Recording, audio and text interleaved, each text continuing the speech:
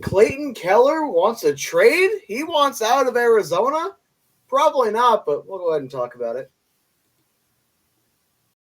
You're Locked On Coyotes, your daily podcast on the Arizona Coyotes, part of the Locked On Podcast Network, your team every day.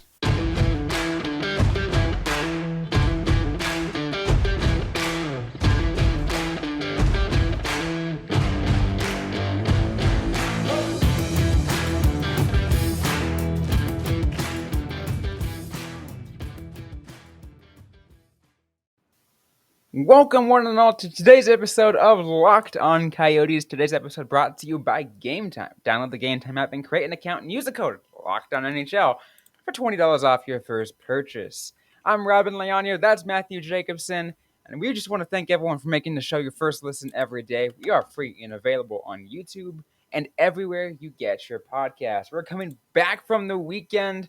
We're going to take a little bit of a step away from we're going to talk a little bit of Clayton Keller, Matthew. Because a lot of people are now asking, hey, does he want out? What can we do to trade for him?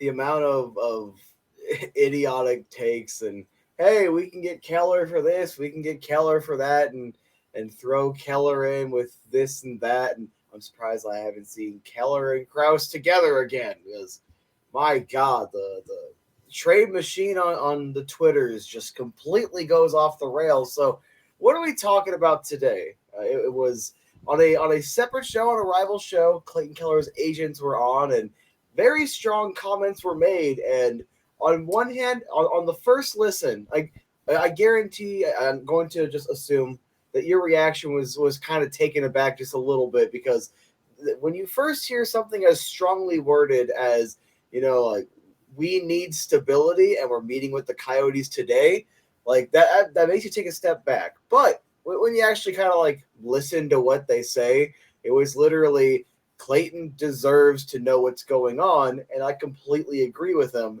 And it's also entirely logical that for this organization, after they fumbled the bag, we're probably going to have a lot more criticism, or at the very least, I will have a lot more criticism going towards the Coyotes management, because I'm still pretty perturbed, right?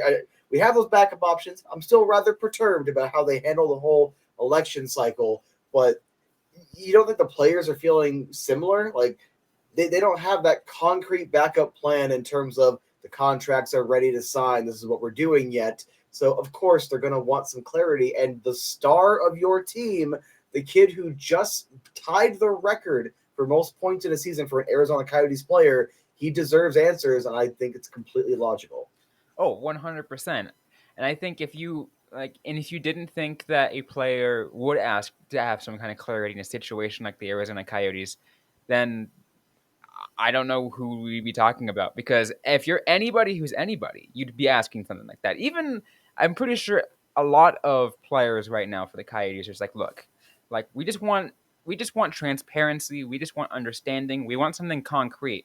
Because these players, I mean, especially, and again, the case of Clayton Keller does deserve something that's going to go, eventually work in his favor.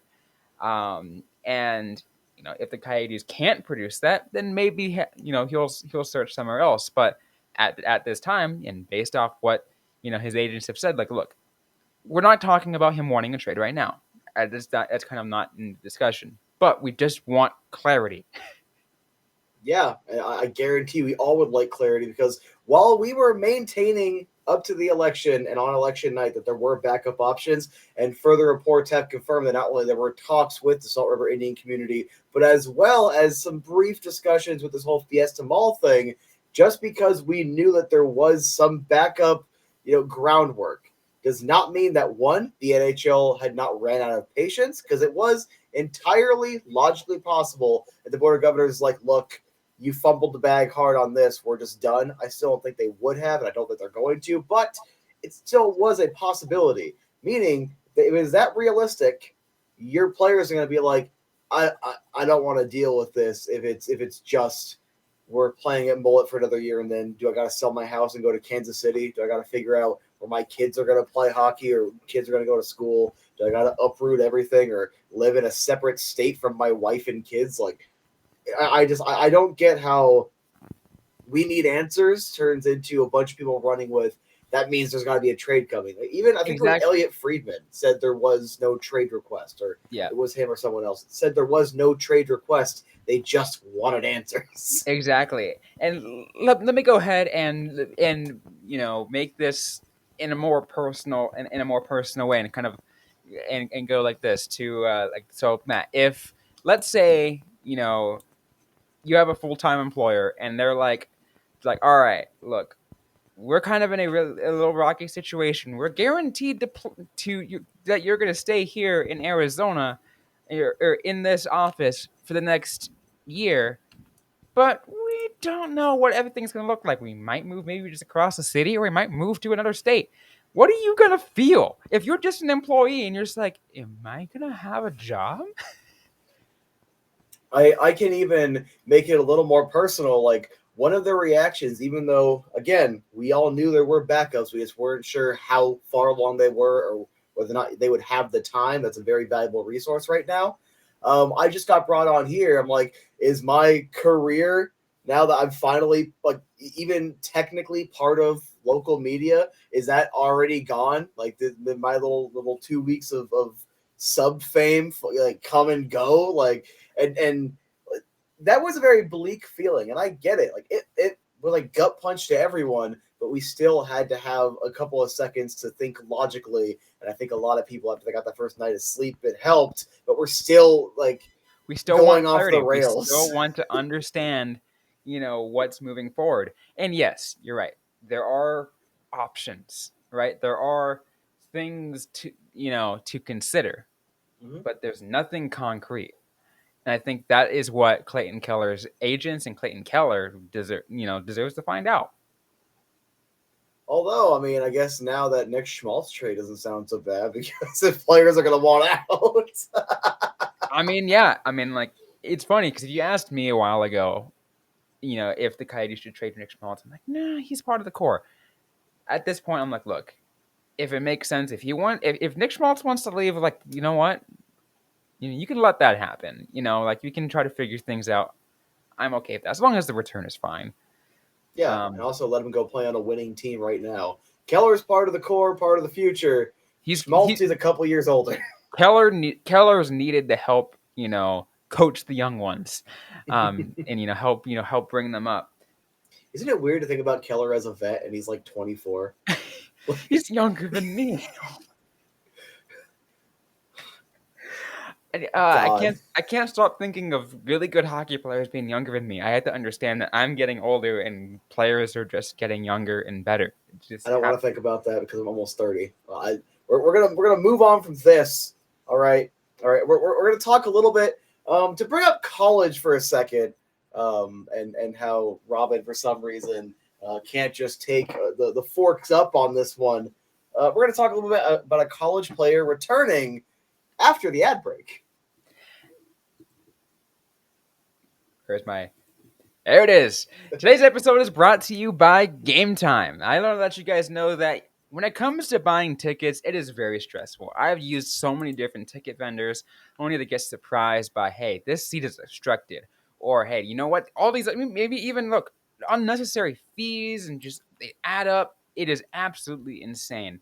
That all changed when I found the Gametime app because I was able to see a picture of my seat before I even purchased the seat, and I can click on an option for all-in pricing that allowed me to see exactly how much I would pay for each ticket. Plus, overall, Gametime's prices were the lowest I could find anywhere else. Gametime is the perfect place for those last-minute tickets. They've got great deals. They got flash deals to find for getting as you get closer.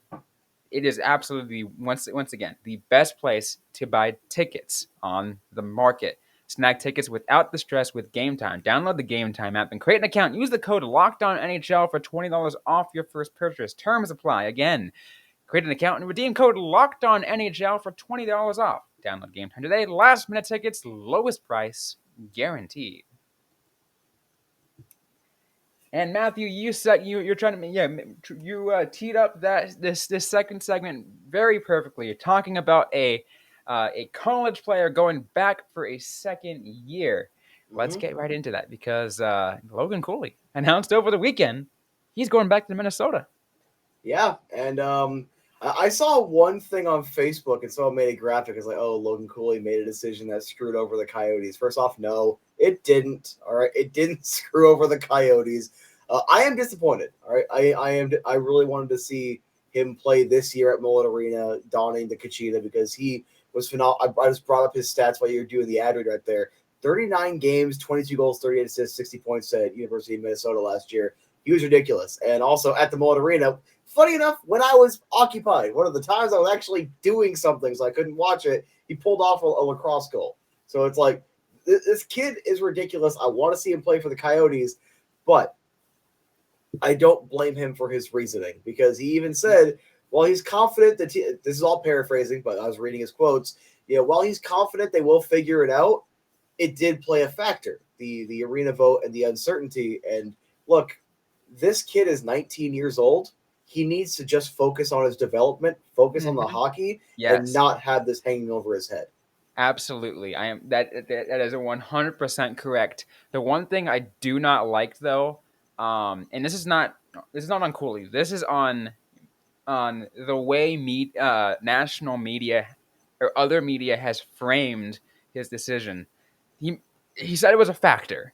However, some other media organizations out there are saying that it fueled his decision as if it was like the big, the overlying. It's like, you know what, this is the big, this is the number one reason why. It was not the number one reason why. Look, let's be real. A lot of college players are staying for a second year, especially if you're a kid like Logan Cooley, who has a chance to chase a national championship for a really good Minnesota Gophers team. Like, what? Like, who wouldn't take an opportunity like that to play some meaningful hockey? Yeah, and also considering the fact that the Coyotes are still going to be in year 3 of a rebuild, this year will be better. Also, depending on if they can get a couple extra vets and some other kids take some steps forward, but they're still not going to be a playoff team. I still stand by my prediction of they'll look like a playoff team at some points. They're not going to be a playoff team. It's still a young rebuilding team. And if he wants to play that meaningful hockey, play it. And in my opinion, my personal theory, reading the quotes and how long it took, is that he was on the fence regardless. And this was the deciding factor because he was like weighing everything up. I'm like, I might not, I might go. Essentially, we'll see how the vote goes because that would be a lot of excitement, go right into the correct situation. But if it goes south, like, do you want that over your head right now? Do you want that distracting your hockey? Right. Look, we are a franchise of resiliency. The 09-10 Coyotes coming out of bankruptcy, like the playoff video they showed, all the headlines and how, the bankruptcy is going to loom over the team. That was a very veteran-heavy group, and I think they were more equipped to handle the uncertainty, whereas with a younger team, I don't want prospects being ruined. And that is on the Coyotes organization. If, for whatever reason, this ends up being a bit of a step back or he really is NHL ready and he's not going to learn very much more and it might stunt it just a little bit going back to NCAA, that's on the Coyotes organization. But personally, it sounded like he was on the fence regardless, and this was just, okay, I'm just going to make the logical decision, not this organization doesn't deserve me or something. Like some people, like one person literally said that Cooley's just going to walk himself to free agency and hold on all 4 years. I don't see a logical timeline where that happens because even if he refused to sign, the Coyotes would at least get like something for him. They would trade him. Yeah, no, they would not just like. There's no way they would just let him walk like that. Like, Cooley is extremely valuable, and if they can just hold on to his rights, someone will pay a lot for it. Obviously, if you're a Coyotes fan, if you're the Coyotes, you darn well hope that sooner rather than later, you're going to get Cooley to sign his entry-level contract with the team. But you cannot blame him for making the decision to go back to college for his sophomore season. I mean, again, like I said, so many college kids do it, especially with teams that are rebuilding, like we talked about the Arizona Coyotes. It's logical. You could play playoff hockey, or you could potentially build bad habits, or you could, potentially go into a situation that might not be the best for your career at that moment, because the Coyotes in year 4 of the rebuild, let's pretend that the off-ice stuff gets resolved in the next 90 days, so it's not a factor. Year 4 of the rebuild will be better than year 3, which will be better than year 2, and so on and so forth, or at least logically should be. If you hold on the extra year, You mean to maybe tell it's me better. You mean to tell me they actually slowly get better every year? No, crazy thought. Crazy. And like, he also could sign the ELC this year. Like, obviously, I think he technically could sign at any moment, and like even at training camp. But I don't think he's the kind of kid that would say he's going to go back and then not. I'm just saying, like, technically he could at any moment. But when the season's over this year, no matter what, regardless, we will have an answer whether or not the Coyotes have a long-term future here or it's they're relocating by the end of the season. Like, I think we'll have an idea by the start of this season, let alone at the end. So regardless, he's going to sign by the end of this year, like whenever the college season is over, whether it's going to be for the Arizona Coyotes or the Mexico City Gila Monsters. I don't know. I can't think of anything. I'm not creative, all right? I am creative with the stupid stuff, not with the naming stuff. I hear you. But like, and it makes sense because Cooley, Cooley's our top, the top prospect right now. He's the top one to pay attention to. And I think the only other one that we still haven't heard from yet is Connor Geeky, and at least in terms of higher level prospects, I don't blame him if he doesn't want to, if he wants to wait it out another year either. He also might not quite be ready because depending on your opinion, all right. I've talked to a few people, including on a different podcast I was a guest on for an episode, and the consensus there seemed to be, while his skating is fine, so it's probably gotten a little bit better, he's just not quite ready yet. And while part of me just says, look, let the young kids, once they're out of the WHL or college, like, you can't learn anything else from that. Let them play at the NHL level so they can kind of get a feel for what's going on. But there's also the alternate argument of you don't want to rush a kid or force those bad habits, toss them into losing situations, because not everyone can handle that. All right, just Clayton Keller is a kid that very much handled it, and you saw him, even though it's year 2 of a rebuild, get mad when we lost, despite the fact he knew we were going to lose some games.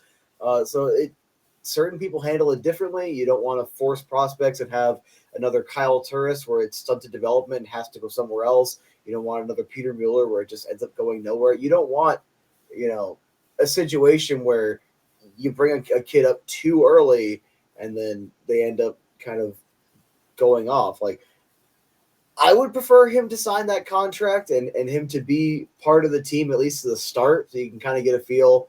But I understand the mindset of he might probably just be WHL. Yeah.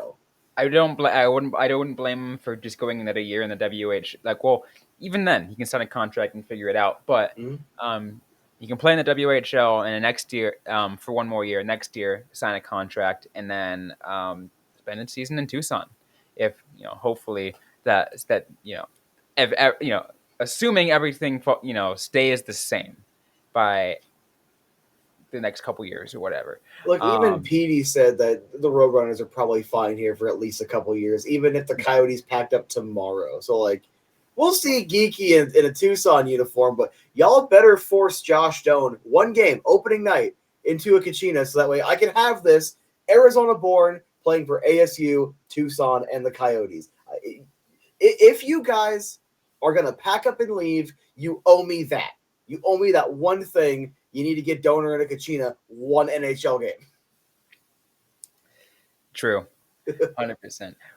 I did feel reminded though of speaking of the Tucson Roadrunners, what it's gonna look like for. It might have already happened during but maybe they'll do it this upcoming season for the Tucson Roadrunners.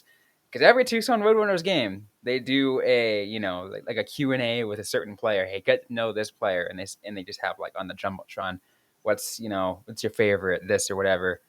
The last question is always U of A versus ASU. Almost every single player chooses U of A because they don't want to tick off the Tucsonans.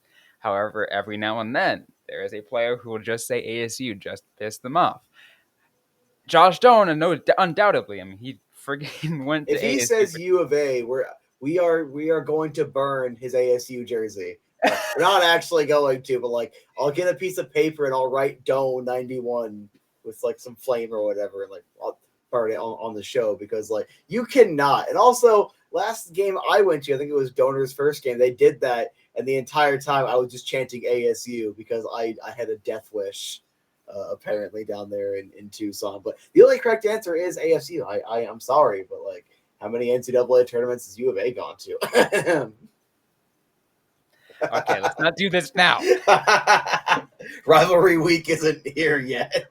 No, we're not. Yeah, we'll not do this until what? Is it going to be September or is it going to be October when the U of A versus ASU in hockey? I think it's October, right? Segment 3 is gonna have to be just talking about college, and Locked On will have to deal with it. Speaking of segment 3, I want to talk about Clayton Keller and his award nomination. I want to talk about him being nominated for the Masterton. I am terrible with names. Masterton. But it's essentially a resiliency award, and he's going up against Chris Letang. Let me get the third player because it's a goaltender. Alex Stalock. I think he's missed a year and a half due to concussions, and you know what? Nothing but love for him to come back and be fine, because concussions are a scary thing. And Chris Letang having a stroke. I'm happy he's okay. Not just having a stroke, but also dealing with the death of his father. It's like I'm happy he's okay, and I know that this is kind of already decided. Like most people are agreeing that this is kind of already decided. It's Letang's to lose. This is Letang's to take. I have as much as I would advocate tooth and nail for Clayton Keller to win this award. This is Chris Letang's year to take the Masterton Trophy. But Keller had an injury, and I'm pretty sure I said not this exact quote, but this exact sentiment when I was talking about it last year on my own channel, where it's like, this is an injury that he might not be the same player. He's young enough to where he should heal up and be fine, but even healing up physically, there's a mental aspect. And he's not going to know until he's in a game situation going full speed whether or not he's just going to kind of slow down or kind of freak out a little bit, because it's a mental thing. It's not like, oh, Keller's not good enough. It's you have no idea until you're back in that situation. And going from 67 games, 28 goals, 35 assists, 63 points, he was 2 points shy of his rookie year in like 15 less games. He was playing phenomenally. He should have been the Coyotes' first 30 goal scorer in X amount of years. He ended up being it the year after, but 82 games, 37 goals, 49 assists, 86 points. And I very much keep an eye on Nick Schmaltz with his injuries. This could have, if he didn't heal right or it got re-aggravated, this could have been the start of a decline in his speed and his durability. And the fact that the only thing he was worried about when the injury happened is if his season was done. The fact that he was busting it all offseason. I read the article by Craig Morgan. I already respected this kid from what I could see on the ice, going from, in my opinion, his sophomore year, and I'll stand by this, not a very good hockey player all around, and he was making all those bad passes and not shooting as well as you would like him to. And it was a sophomore slump, and he had an okay season at 47 points, 33 assists, but there was a lot of bad turnovers, not running a very efficient power play unit. There's a lot that I could criticize there. The fact that he did nothing but fix that two-way game, address it, get involved in the forecheck and the back check, make smarter, crisper passes, work on his shot even more, and then came back this season and almost potted 40. He almost had 90 points. He tied Keith Tkachuk's point record. I not only already had respect for that, like Clayton Keller is the face of the franchise and probably should have the C. Like I've had reservations because of his personality. From what we can see, very shy, kind of a quieter guy. We had a similar personality with OEL. Sometimes it works, sometimes it doesn't. But we also don't know how he is in the room. Like we're just seeing what we see, like with the fans. But just that resiliency, that mindset, that to borrow a basketball term, that Mamba mentality to want to like not just come back to be excellent, to come back on a 100. rebuilding team and want to win and be angry when you lose. I have nothing but the utmost respect for this kid, and look, 100%. he should win. I respect Chris Letang, but like my bias is right here. Clayton Keller, I have him. He has I to mean, win. yeah. You look at what he did, and how he did it.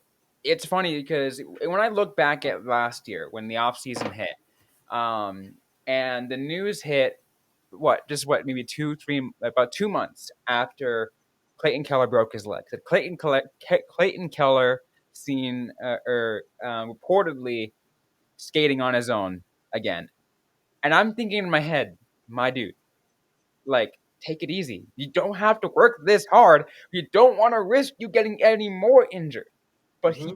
he's still he's like, you know what? I am going to work my behind off. I am going to be the best at what I can do. And I'm going to get back from this injury and then even be better. He did that and then some. And again, there's a reason why he is a finalist. I'm 100% for that. And I am 100% for what you said. This dude is the future captain of the Arizona Coyotes. He will wear the C at one point.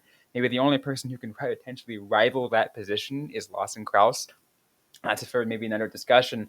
But I mean, an example of why I think that Keller does, and I talked about this with Carl Pavlak, on this podcast, maybe a few weeks ago, maybe a couple months ago. It's been a while, but Clayton Keller was one of those players that was at the first Tempe City Council meeting. When they were trying to push forward the TED, and said, hey, and he advocated it for himself too.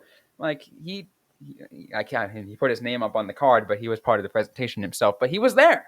He wanted to make a comment and make sure it happened. And I don't think, and like Carl said it, like when there were when the Glendale City Council meetings were happening many years ago, like players might have shown up, but no one spoke. Like the fact that he actually spoke, it speaks volumes. So that's another reason why he deserves to be captain. But kind of going off the rails here on this one. But look at what he did in this season. I'm looking forward to what he can see in the future. I have no doubt that whether he wins the Masterton Trophy or not, like it's like being a finalist. One of these final three is a honor in its own, and like it's just absolutely amazing to see that comeback from a broken leg to having a career season and a franchise record season for Clayton Keller as an Arizona Coyote. You couldn't even tell he was hurt. Like No. I just remember I was watching, I really as much as I could, because the first games were on the road, much as I could in training camp. Just I wanted to see how he was skating, and I was nervous, and the results spoke for themselves. And my God, the Coyotes cannot afford to lose this kid ever. Like just straight up. You could trade anyone else on in this organization not named Josh Doan, including Logan Cooley. All right, I'm not changing my opinion on Cooley, just proving a point. Anyone that's not named Clayton Keller or Josh Doan, you could trade in this organization for any reason, and I'll at least like open up to it at some point. You get rid of Clayton Keller under any circumstances that even if it is they ruin their future prospect and he wants to go somewhere else, you're not going to hear the end of it from me, because this kid went through this arc of explosive start to really disappointing sophomore year to literally just becoming a damn good all-around hockey player in every context to now being a borderline star in this league. And not just the fact that he became to that point, but based off of his personality and that stardom, this dude has captured the hearts of the entire Coyotes fan base, the entire Arizona hockey community. If you are a fan of hockey in any bit here in Arizona, Clayton Keller is kind of like his name is synonymous with the entire group here. Like, and it's amazing to see that everyone loves him, and I think that's why he's untradeable. You just cannot get rid of that. Literally, he almost achieved Doan status. Like how important Doan was through the highs and the lows, and you always had Doan on that roster when Keith and Jr. left. I think one was via trade, one was via free agency, but I'm not the most knowledgeable on the first couple of years. When Teppo left, and it's like, who do you have left? Doan. Whenever they broke up that core, that 2012 core, who was left? Doan. Like the urinating tree, another YouTuber called him the fossilized version of Shane Doan is out there. And it's like, yeah, but Doan is still on the roster. Doan is still the franchise fit. Clayton Keller might have just etched his way into that level of hockey praise in this market. And if he follows it up with another 30-plus goal season, 90-point season next year, I think they just solidifies it. Because as much as I love Doan, as great as he is the franchise's best player ever, if Keller plays a similar amount of time here, Keller will be. And he's better. He's just no disrespect. He's better. I mean, yeah, absolutely. And and especially because this Coyotes team could be, in a few several years down the road, could be very good. And I say could because there's so much speculation. Everything has to fall into place. But I still firmly believe that Clayton Keller is the corner piece that will hold that all together. If he's gone, I feel like a lot of other things fall out of place. Yeah, so Keller should win. He's not gonna, but he should. And I have no doubt he's gonna finish. It. He will finish with the second most votes. But he should have the first. And again, it's nothing against Letang, and it is my Arizona bias. Yes. But this kid, if it was any other year, I'm not gonna make the joke. I was so tempted to make the joke of, oh, Letang, you had to pick this year, but no, it's Letang's year, and it's unfortunate circumstance, 100%. Whatever you have to have your year as the Masterton, because it's a resiliency award. It's you had to persevere. But it's any other year, this is Keller's award, 100%. 100%. Any final thoughts you want to give out before we close things off on today's episode? No, I want to go to bed. I hear ya. Well, this is going to be it for today's episode of the Locked On Coyotes podcast. If you like what you heard, don't forget to leave a review, like, comment, subscribe if you have yet to already. We are available everywhere you get your podcasts. We are even on YouTube and the Sirius XM radio app. Just search Locked On Coyotes. We're also on social media, so you don't forget to interact and follow us. We're on Facebook, facebook.com/LockedOnCoyotes, and on Twitter at LO_Coyotes. I'm personally at Robyn_Leano. Matthew Jacobson is at the AZ Sports Guy. Interact with us, ask a question you might have. We might answer right back, or in a future episode of the Locked On Coyotes podcast. Thanks again, everyone, for listening to today's episode. Hope you guys staying safe out there. Hope you guys staying healthy. And don't forget to howl on.